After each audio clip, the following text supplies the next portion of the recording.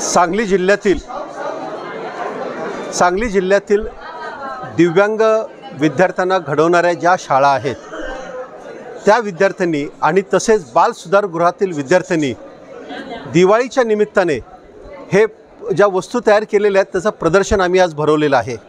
मला खूप आनंद होतो की आमची ही दिव्यांग मुलं आणि बाल सुधारगृहातली मुलं ही स्वतःच्या पायावर उभं राहण्यासाठी आणि भविष्यामध्ये त्याच्यातून शाश्वत असं उत्पन्न मिळवण्यासाठी थोडक्यात स्वयंरोजगारासाठी आता ती तयार होत आहेत।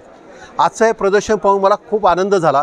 त्या मुलांच्या चेहऱ्यावरचा जो आनंद आहे, उत्साह आहे आणि त्यांच्या मनामध्ये जी जिद्द दिसून आली त्याने मी खरं आज भारावून गेलेलो आहे। दिवाळीच्या खूप मोठ्या प्रमाणामध्ये सजावटीच्या वस्तू त्यांनी त्यांचं कौशल्य वापरून केलेलं आहे।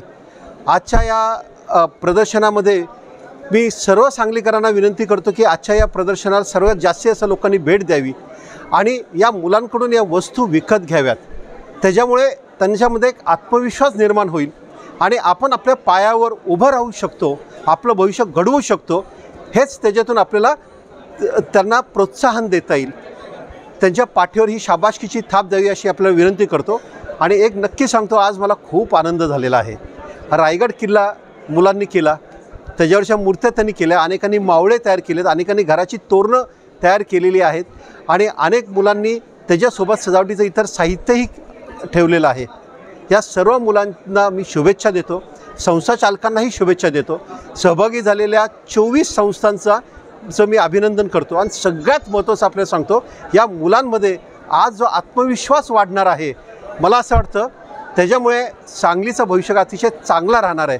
शेवटी आपण म्हणतो ते माझी सांगली माझा अभिमान। सर्वांना दिवाळीच्या खूप शुभेच्छा।